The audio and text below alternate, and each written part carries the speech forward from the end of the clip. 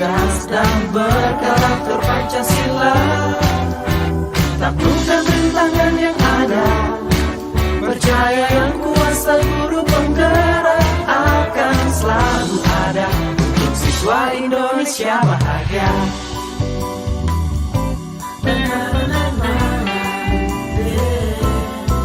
Sehangat sang mentari, secerah sang pelangi, sambutlah kami sang pengubah negeri. Guru penggerak pasti berbagi dan mengabdi, religi dan mandiri, solusi untuk negeri. Bergerak cerdaskan bangsa, Gotong royong dalam satu irama, wujudkan cita-cita siswa cerdas dan berkarakter.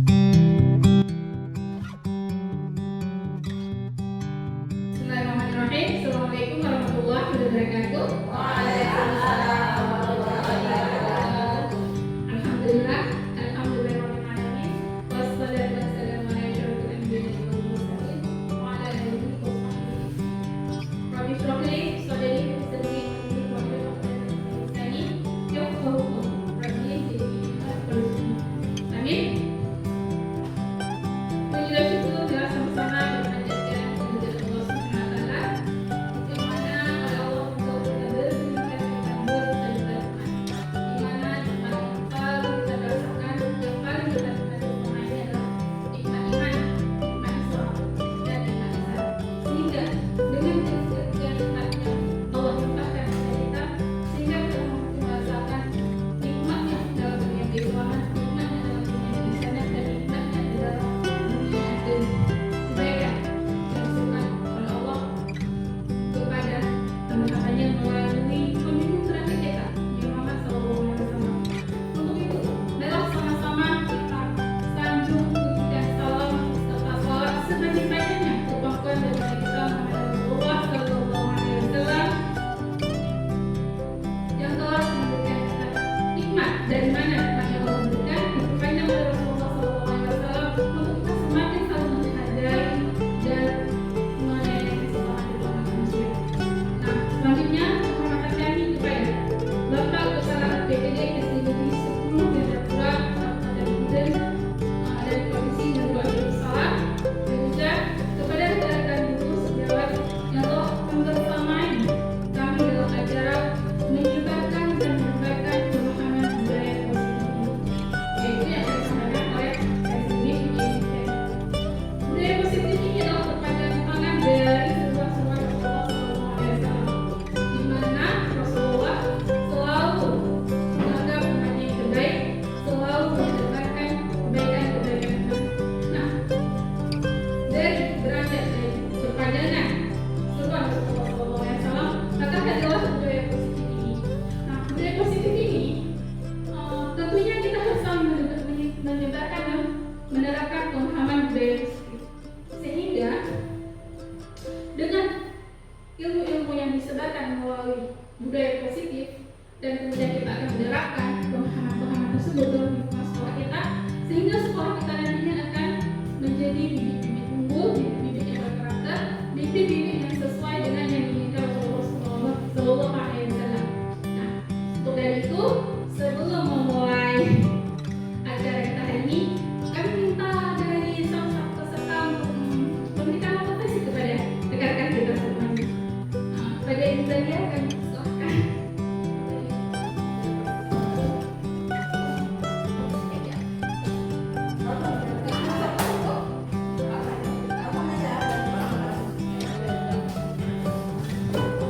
Oke, kita semua peserta berdiri, kita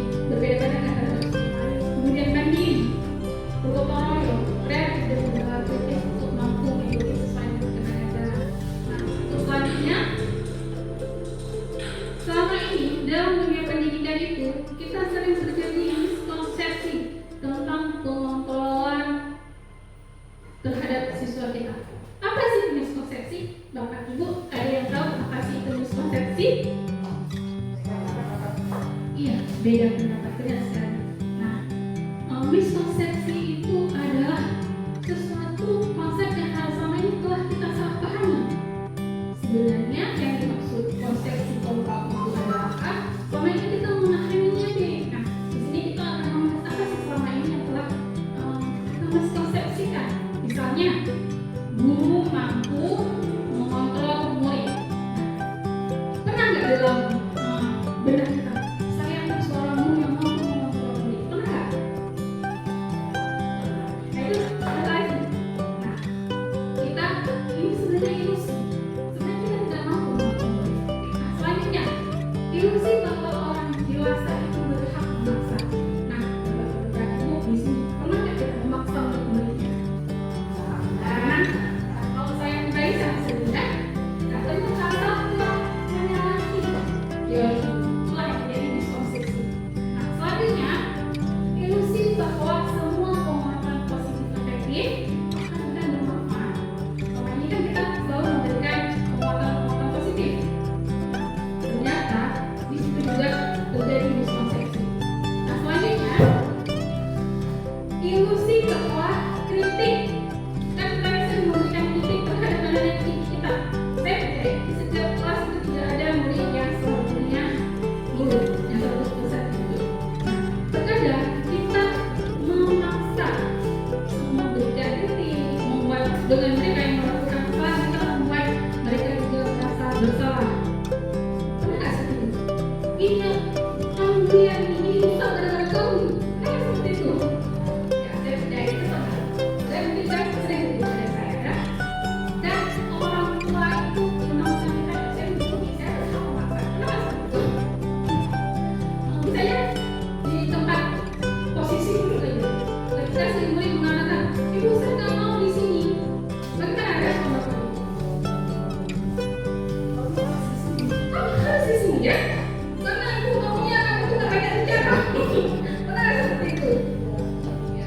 Itulah yang terjadi. Nah, ini adalah salah satu teori kontrol yang telah kita salah pahami selama ini. Nah, selanjutnya untuk menyadari bahwa apa sih yang harus kita ubah, yaitu dari stimulus respon ke posisi kontrol. Nah, stimulus respon pada kenyataannya kita sering menganggap bahwa kita sama, padahal realitanya kita ini beda. Pernah nggak bicara, lu nyaman mana laginya? Kata doanya. Pernah nggak seperti itu? Gitu kita kosong memahami. Ternyata kita berbeda. Selanjutnya semua orang melihat yang sama. Ya. Ibu, ini apa? Oh, Ibu Dede lihatnya bagaimana bentuknya? Yang ibu lihat aja bagian depan. Yang bagian depan bentuknya bagaimana? Yang ibu lihat saja. Bola. Ibu Yus lihatnya apa? Agak memanjang ya. Ini tergantung dari sudut posisi kita melihat. Jadi kita sering mengatakan, oh saya melihat itu bentuknya kotak. Padahal orang lain belum tentu melihat kotak. Orang lain bisa saja melihat persegi. Karena kan sudut pandang kita berbeda. Selanjutnya, kita mengubah cara orang untuk berpandangan dan bicara dengan cara yang sama. Seharusnya kita memahami bahwa pandangan orang ini berbeda. Orang itu berbeda untuk menciptakan keunikan. Selanjutnya, perilaku buruk yang dilihat sebagai sesuatu kesalahan. Pernah nggak lihat? Ketika ada orang yang melakukan suatu perilaku buruk, misalnya dia tidak memasukkan sesuatu tidak memasukkan baju ke dalam. Apa yang kita lakukan pertama sekali terhadap siswa tersebut? Disiplin, kenapa nggak disiplinnya? Kenapa bandel udah dibilangin gitu sebenarnya? Maka kita sudah peraturan harus masukkan baju ke dalam. Kalau bagian terang, kita tidak menanyakan kenapa alasannya. Siapa tahu bahwa baju itu dikeluarkan untuk menutupi sesuatu zona yang ada di celana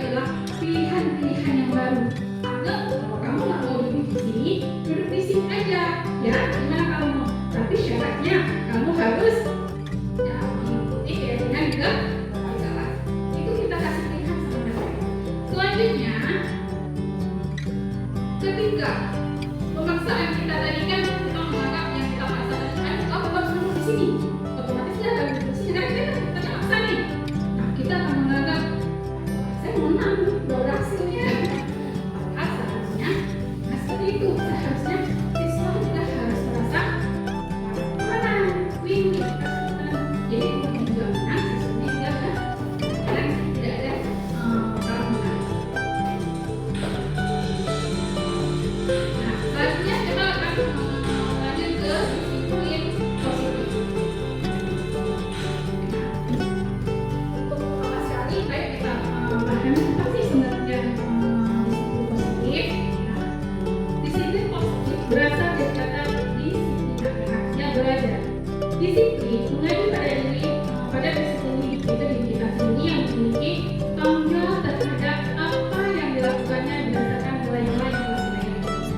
Disiplin positif merupakan salah satu cara untuk penerapan disiplin yang bertujuan untuk menumbuhkan kesadaran serta memberdayakan peserta didik tanpa imbalan, ancaman atau hukum.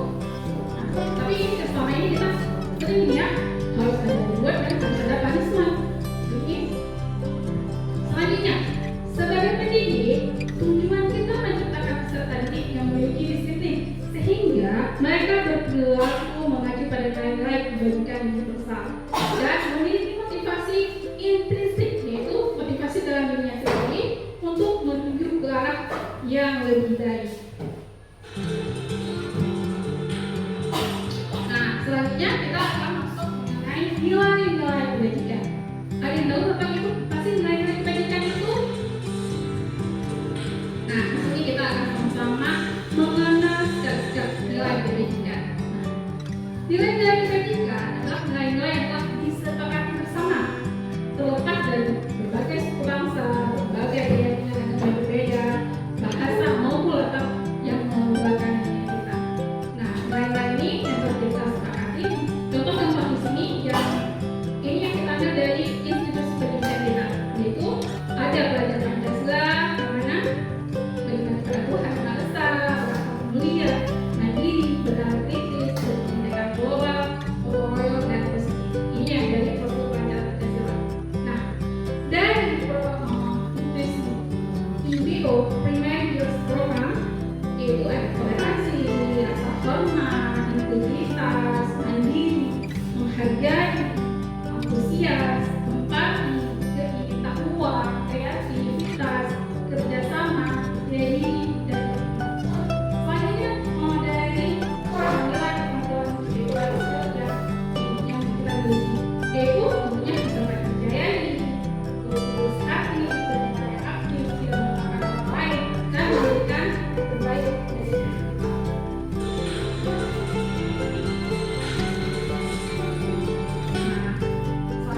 Selanjutnya kita akan masuk ke konsep mengenai kebutuhan dasar manusia.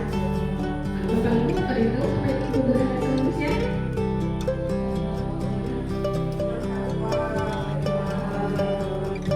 Nah, kita akan mempelajari kebutuhan yang mendasari kita semua yang paling dasar. Nah, kebutuhan dasar manusia adalah seluruh tindakan manusia memiliki tujuan tertentu. Seperti kita katakan, semua yang kita lakukan adalah usaha terbaik kita untuk mendapatkan apa yang kita inginkan. Ketika kita mendapatkan apa yang kita inginkan, semua dilakukan dengan tujuan tertentu, yaitu memenuhi kebutuhan kita. Seperti hari ini kan kita juga dalam rangka memenuhi kebutuhan kita. Nah, di dalam konsep budaya positif ini ada 5 kategori yang menjadi dasar kebutuhan dasar manusia. Yang pertama sekali yaitu bertahan hidup. Nah, kita sebagai manusia pasti punya insting untuk bertahan hidup. Bertahan hidup ini yaitu dengan kesehatan, rumah, pakaian, makanan. Selanjutnya yaitu dalam hidup ini kita juga mendapatkan kasih sayang rasa. Pernah nggak Bapak Ibu membayangkan kita hidup tanpa merasa disayang? Atau ketika kita datang ke suatu tempat kita merasa tidak diterima, bagaimana perasaannya? Inilah yang harus kita penuhi kepada anak-anak kita, karena kita percaya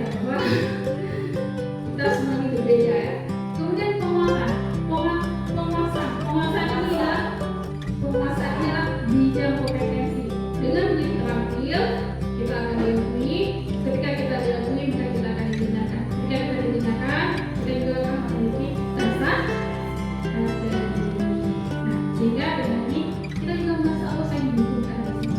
Selanjutnya kebebasan. Nah, pernah nggak membayangkan ketika kita di Borgol? Pernah nggak membayangkan apa rasanya? Ini Borgolnya ilustrasi, tapi jangan sampai kita mengengkang. Kita harus punya kebebasan. Mandiri, otonomi, memiliki pilihan, dan mampu mengendalikan arah hidup. Selanjutnya kesenangan. Dalam pelajaran kita juga harus menjadikan kesenangan, menjadi kesenangan, bermain, dan senang. Kita akan mengenai konsep motivasi perilaku manusia.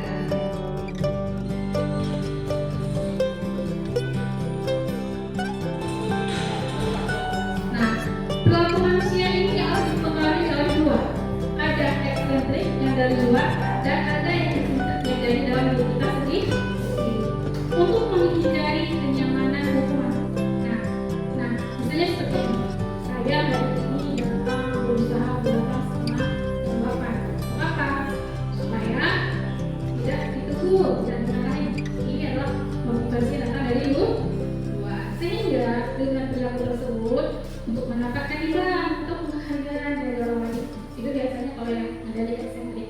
Nah, kalau dari eksentrik untuk menjadi orang yang mereka inginkan, oh ini saya mau datang mau datang tepat waktu, supaya apa? Saya menghargai diri saya sendiri dan nilai-nilai yang mereka punya. Selanjutnya kita akan mengenai motivasi perilaku manusia. Apa sih yang memotivasi perilaku kita sebagai manusia? Yaitu ada hukuman, konsekuensi, ada restitusi. Nah, ini akan kita belajar. Hukuman itu itu tidak berhubungan dengan kesalahan yang diperbuat. Misalnya, si anak datang sekolah terlambat datang sekolah, kita menyuruh memilih sampah. Itu kira-kira berhubungan nggak? Tidak berhubungan. Selanjutnya itu bersifat sekular. Itu anak-anak dengar bisa ikhlas membeli sampah apa tidak? Tidak ya Pak. Biasanya itu hanya dari satu hak dari yang meminta. Kemudian berupa hukuman fisik atau sedih. Nah, kita minta anak-anak beli sampah, otomatis psikisnya tetap tangannya kotor. Nah, ini fisik tangannya kotor, tapi jiwanya psikisnya ini masuk di jiwa. Dia malu meminta teman tidak teman-teman yang lain. Ini kan memberatkan terhadap fisik dan sedih. Selanjutnya konsekuensi. Nah, setiap perbuatan pasti ada konsekuensi. Hubungan dengan kesalahan yang dibuat dan dia terencana, kamu terlambat datang. Konsekuensinya apa? Nah, ini nanti akan kita belajar bagaimana cara keluar dari masalah ini.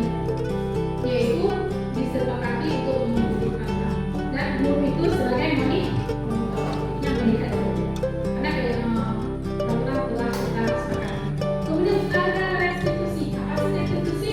Ini adalah proses dialog murid yang mengadakan murid menyelesaikan masalah yang terjadi.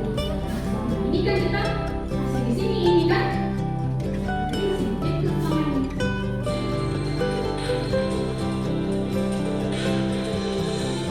Selanjutnya kita akan belajar mengenai posisi kontrol guru, sehingga dari kita sebagai guru kita mampu melaksanakan posisi kita yaitu posisi kontrol guru. Ada 5 posisi kontrol guru, yaitu sebagai penghukum, teman, membuat bersalah, pemantau, dan manajer. Nah, selama ini yang telah tetap ibu terapkan selama menjadi guru, apa yang paling dominan bapak ibu terapkan? Apa? Penghukum basic, penghukum Ibu Zaidah, teman Jaki, kemudian tidak, teman Ibu Mary, teman Ibu Taya, teman manajer. Oke, alhamdulillah sudah ada kemajuan dari Ibu Taya. Kemudian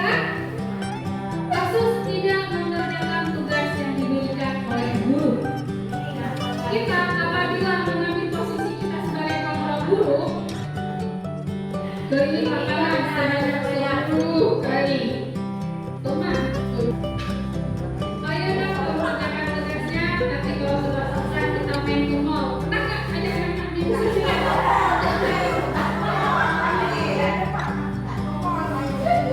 Setidaknya gini. Setidaknya ayo dong kerjakan tugasnya. Nanti kalau sudah selesai ibu kasih bintang 2. Sebagai pembuat rasa bersalah. Nah, pernah nggak berlaku dengan posisi tersebut? Kamu ya sudah berkali-kali diingatkan kamu memang senang ya melihat ibu ditegur oleh kepala sekolah. Pernah nggak?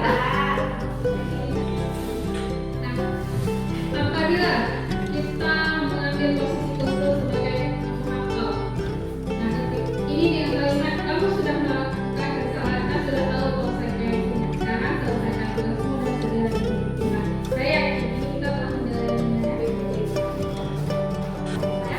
Nah, selanjutnya apabila posisi kontrol kita sebagai manajer, nah kita akan membuatkan kalimat seperti kamu sudah tahu kesalahanmu, keyakinan sekolah apa yang kamu lakukan dan apa yang akan kamu lakukan untuk menyelesaikan masalah. Ini tentang keyakinan sekolah. Nah, apa sih itu keyakinan sekolah? Keyakinan sekolah dia hanya bersifat berupa pernyataan universal yaitu tidak dibuat dalam bentuk positif, misalnya makan dengan tenang. Kita jangan membuat kalimat negatif, jangan makan di sini, jangan boleh ada kata negatifnya. Yang kalimat-kalimat yang dibuat juga tidak terlalu banyak supaya nanti mudah anak-anak. Kemudian setiap keyakinan yang kita buat itu tentunya harus dapat diterapkan di lingkungan tersebut. Semua pergerakan kelas hendaknya ikut berkontribusi dalam pembuatan pelayanan kelas. Sehingga nanti ketika muncul masalah, siswa tidak menjawab itu hanya lupakan. Nah, kemudian kita akan belajar sedikit mengenai segitiga restitusi. Apa sih segitiga restitusi? Nah, ini penting sekali untuk kita pahami untuk keluar dari masalah dan keluar dari masalah. Kenapa kita penting sekali memahami segitiga restitusi? Ini adalah untuk kita keluar dari permasalahan yang kita hadapi dan tidak dalam kelas maupun masalah kita.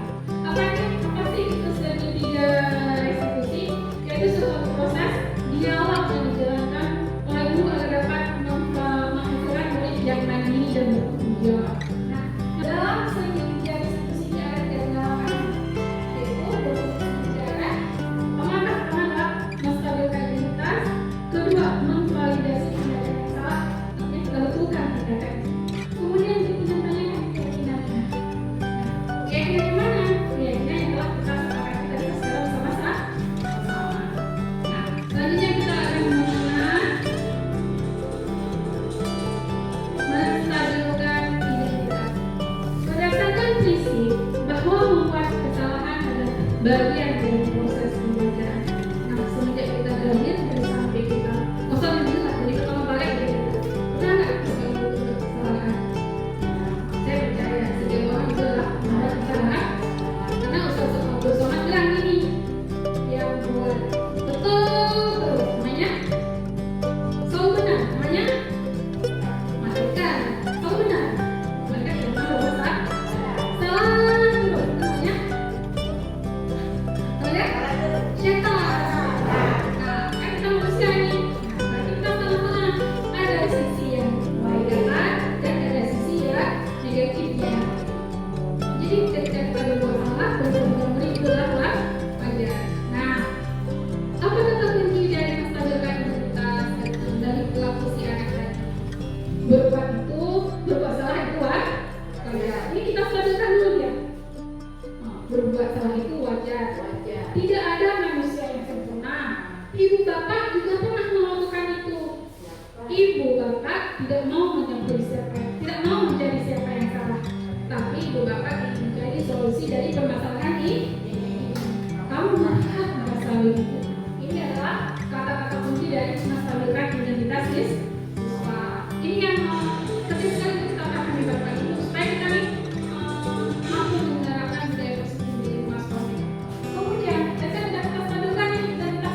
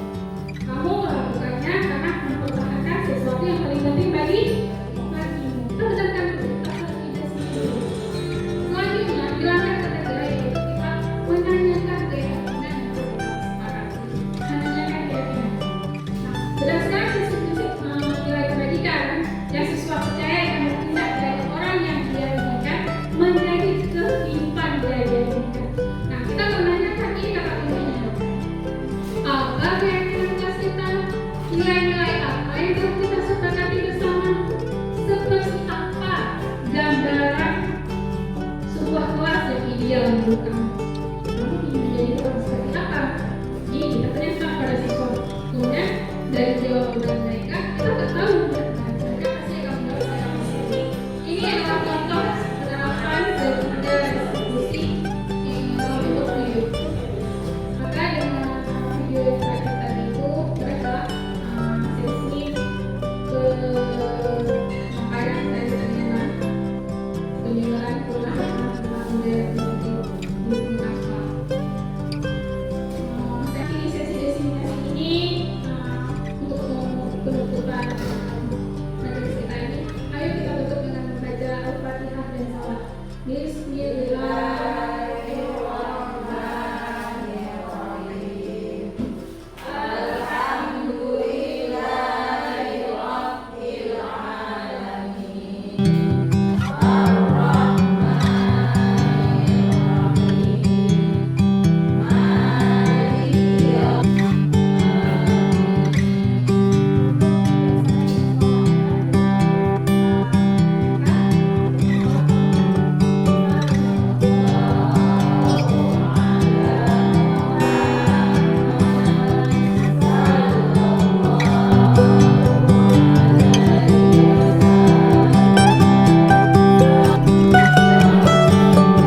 Nanti daripada siswa kita juga akan mengalami perubahan-perubahan. Tidak banyak kami berharap ada sedikit. Kita di sini saling menerima dan memberi. Jika ada salah, teman-teman juga mengharapkan untuk ibu berkomentar dan juga mengharapkan hal seperti itu. Jangan ada rasa semangat atau enggak berulang. Jadi sama-sama membangun lingkungan budaya yang positif, sehingga kita akan mencapai anak-anak kita yang berkarakter dan mempunyai wawasan sampai dan mempunyai kesenangan di sekolah. Nah, akhir kata, saya minta maaf lebih kurang lebih dari itu. Assalamualaikum warahmatullahi wabarakatuh.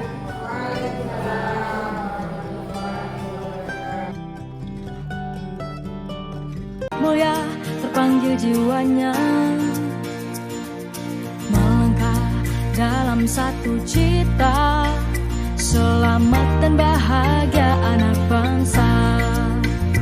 Bapak pendidikan beri filosofi, guru penggerak siap berinovasi, bersatu dan berkolaborasi. Bahagialah wahai ibu pertiwi. Bergerak jiwanya, selalu bergerak dengan aksi nyata, menggerakkan semua, mewujudkan generasi emas.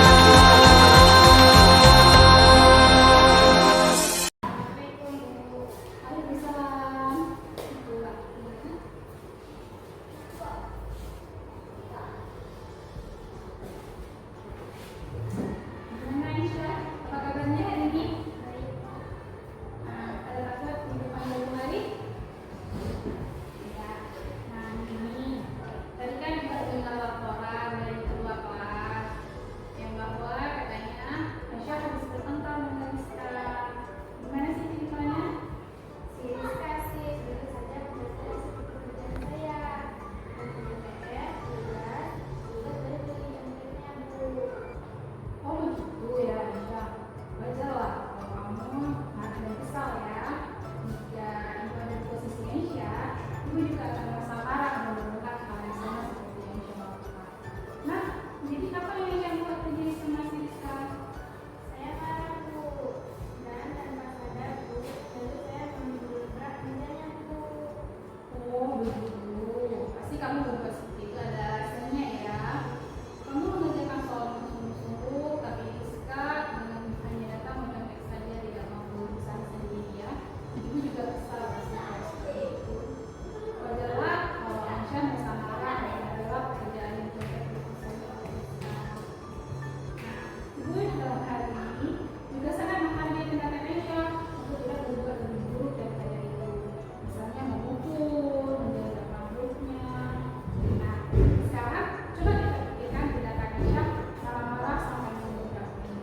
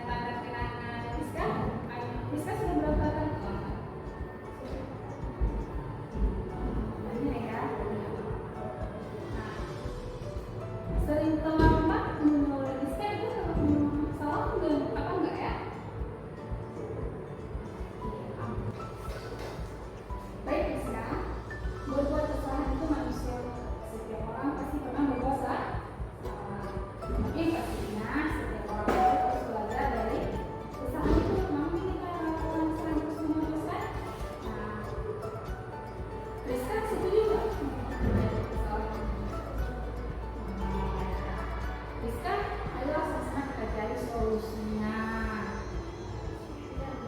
Nah, Rizka sering datang pelamar pasti punya alasannya kan?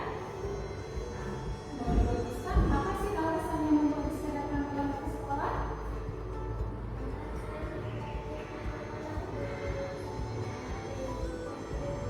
Oh, iya. Sering main HP-nya? Kamu tahu ya dari kelas yang boleh kita sepakati? Kalau pelamar datang ke sekolah sesuai dengan kelas yang kita buat. Menurut Rizka, keyakinan apa yang sudah Rizka lakukan? Menurut Rizka, disiplin itu penting nggak sih?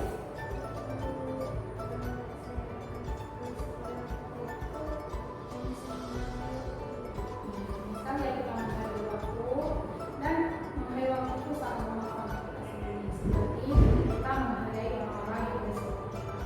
Nah, pekerjaan kita jangan numpuk, kan? Kita pasti ketika datang sekolah, apa kita ada tugasnya sendiri kan? Nah, datang di belakang itu maka otomatis tugas kita itu yang ada di belakang berarti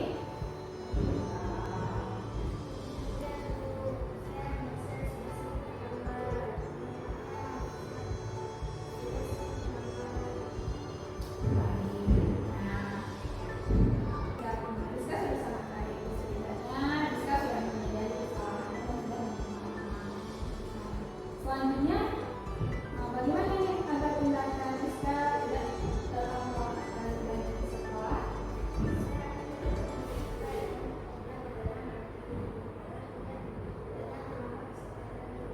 Alhamdulillah, insya Allah nih ya, kita sama-sama ya. Nanti jalan selanjutnya. Baik Rizka, jadi ibu pun sudah tahu alasan mengapa Rizka datang ke sekolah. Nah, mulai nanti berarti ibu akan bekerjasama dengan orang tua Rizka. Ini juga akan jadi Rizka untuk membilang anak ini saatnya tidur ya. Nanti jangan lakukan itu lagi nih ya. Nah sekarang silakan kembali ke kelas. Sama-sama.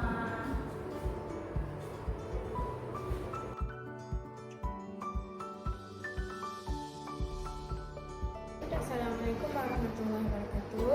Nama saya Aisyah dari kelas 5. Saya senang sekali diajak berdiskusi dengan ibu guru untuk dapat mengendalikan dari amarah karena perilaku teman setelah saya.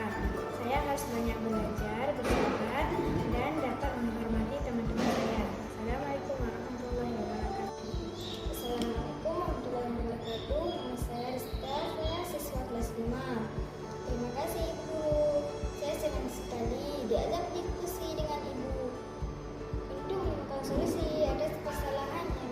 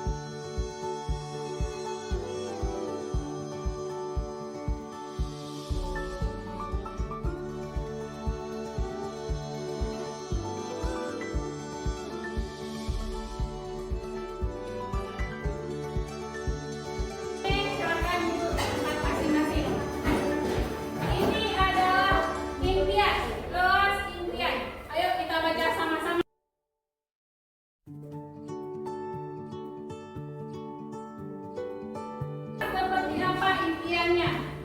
Yang pertama, bersih dan rapi. Yang kedua, saya ingin teman-teman saya pintar. Oke, saya ingin kelas tidak ribut. Saya ingin kelas penuh kesenangan. Ribut, saya mau kelas bersih, membantu kapan pun kita bisa. Tidak ribut, jaga adab, damai, tenang dan indah. Nyaman kita duduk, rapi, penuh dengan semangat, bersih, tidak ribut. Nah, ini adalah kelas impian. Nah, sekarang ada satu lagi yang ini. Kita menulis harapan tentang kelas kita. Pernah kita cerita, saya ingin harapannya di kelas ini saya bisa pintar. Apa umur? Masuk kelas 5 ini ada cerita apa? Ya ini sudah. Nah, sekarang kita tulis harapan harapan kelas. Iya, apa yang ingin kita capai? Sekarang itu pagi lagi ya. Coba tadi semuanya. Dari harapannya sayang. Impian saya Anda kalau yang lengket juga di masa lengket dong. Oke, abang dulu ya.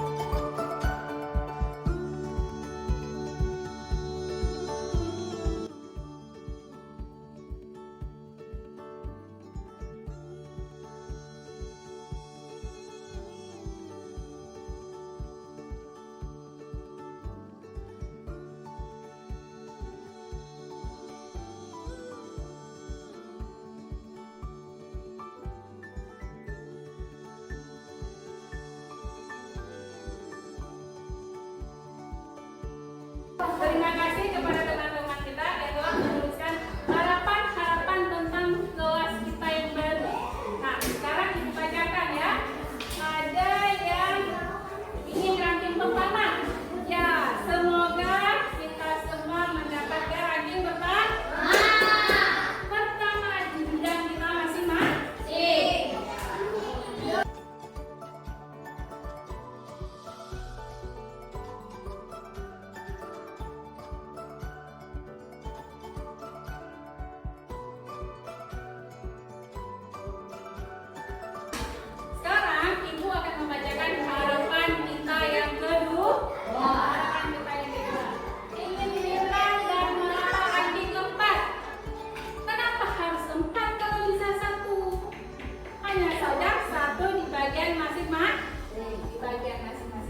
yang pintar di dalam ada yang pintar bagian matematika.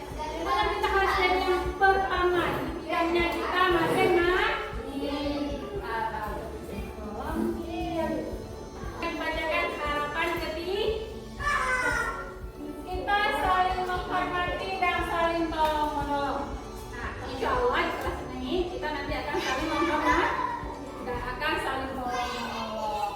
Selanjutnya, saya ingin pintar bersama-sama teman. Iya, nak. Ketika kita ingin pintar, biasanya lingkungan itu mempengaruhi kita. Makanya kita harus pintar dan teman-teman pintar. Kalau teman-teman pintar, kita juga pintar. Selanjutnya, saya ingin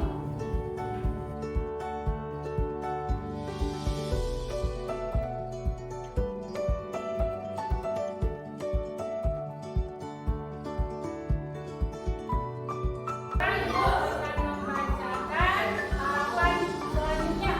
Ingin menjadi kawan yang setia. Ya, kita harus setia. Ingin mendapat nilai bagus. Ini harapan dibaca tentang pintar dan nilai bagus. Insya Allah akan kita wujudkan asal kita mau bekerja sama. Yang pertama, dari kesepakatan kelas, tanya dulu ya. Ada yang mengatakan bersih dan rapi, setuju? Setuju. Nah, kalau setuju, ibu mau abang-abang menandatangani di sini satu-satu ya. Oke, satu-satu ya. Bersih dan rapi, setuju? Setuju. Yang setuju silahkan tanda tangan ke mereka. Satu-satu ya.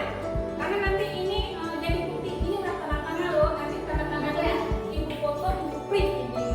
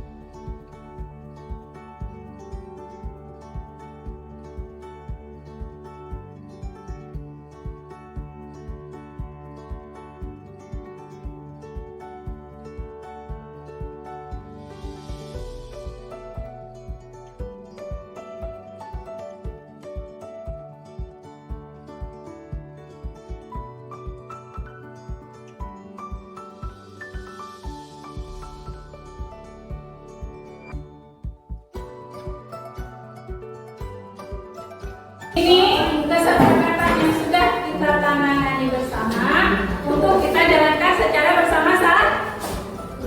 Setuju? Ini kan kesepakatannya sudah kita tanda tangani bersama supaya untuk kita jalankan secara bersama-sama.